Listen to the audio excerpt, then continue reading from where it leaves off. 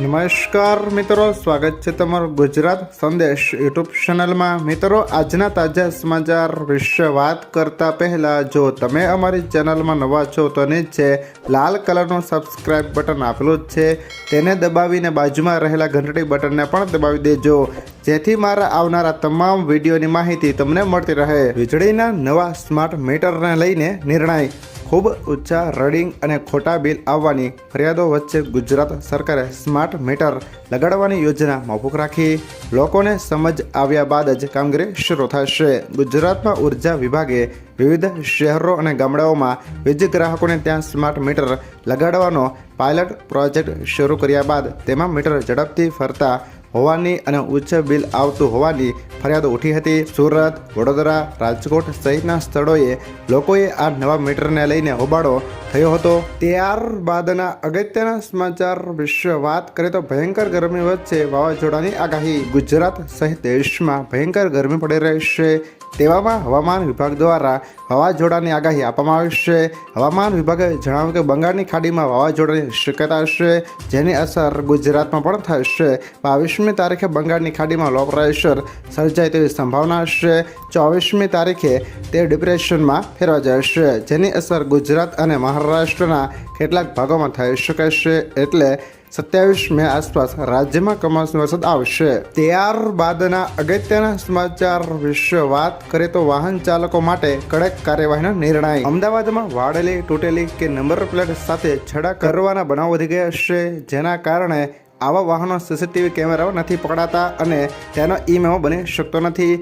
હવે આવા વાહન ચાલકો સામે એક ખાસ ડ્રાઈવ ચલાવીને એક્શન લેવાનો પ્લાન તૈયાર કરવામાં આવ્યો છે। ડીસીપીએ ટ્રાફિક પોલીસ સ્ટેશનને આવા વાહનો સામે 10 દિવસની ડ્રાઈવ દરમિયાન સ્થળ પર દંડ વસૂલ કરવા અને ગાડી રિટેઇન કરવા સુધીની કાર્યવાહી કરવાની સૂચના આપી છે। ત્યારબાદના અગત્યના સમાચાર વિશે વાત કરીએ તો ઇન્કમ ટેક્સ વિભાગે નવી સુવિધા શરૂ કરી। આવકવેરા વિભાગે એન્યુઅલ ઇન્ફોર્મેશન સ્ટેટમેન્ટ સંબંધિત નવી સુવિધા શરૂ કરે છે। આ સિસ્ટમ હેઠળ જો કરદાતાને ટ્રાન્ઝેક્શનની વિગતોમાં કોઈ ગડબડ લાગે જણાય તો તેના વિશે ટિપ્પણી કરી શકે છે। અત્યાર સુધી કરદાતા તેના આર્થિક વ્યવહારની વિગતો જોઈ શકતા હતા, પરંતુ ફીડબેક નહોતા આપી શકતા। ઇન્કમ ટેક્સ વિભાગનું માનવું છે કે આ સુવિધાથી કરદાતાના નાણાકીય વ્યવહારની વિગતોમાં પારદર્શિતા આવશે। ત્યારબાદના અગત્યના સમાચાર વિશે વાત કરીએ તો રૂપાલા વિવાદ મામલે નીતિન પટેલનું નિવેદન।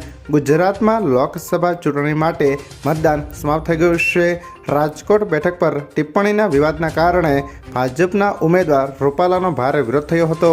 એવામાં ગુજરાતના પૂર્વ ડેપ્યુટી સીએમ નીતિન પટેલે પરસોત્તમ રૂપાલાના ભરપેટ વખાણ કર્યા છે। તેમણે કહ્યું હતું કે મોટા મોટા યોગી અને સાધકના તપ પણ કોઈ ડિસ્ટર્બ કરે ત્યારે છૂટી જાય છે, પણ રૂપાલા સાહેબે મન પર કાબુ રાખ્યો। યોગી સાધકને પણ શીખવાડે તેવી સહનશીલતા રાખી બતાવી। ત્યારબાદના અગત્યના સમાચાર વિશે વાત કરીએ તો સુરતની સુમુલ ડેરીના પશુપાલકો માટે સારા સમાચાર। પશુપાલકોને બોનસ મળે છે। સુરતની જાણીતી સુમુલ ડેરી દ્વારા એકવાર ફરી પશુપાલકોને લઈને મોટો નિર્ણય લેવામાં આવ્યો છે।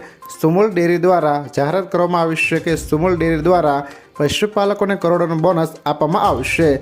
સુમુલ દ્વારા સુરત તાપીના 2.5 લાખ પશુપાલકોને 1 કિલો ફેટ દીઠ 115 રૂપિયા મળશે।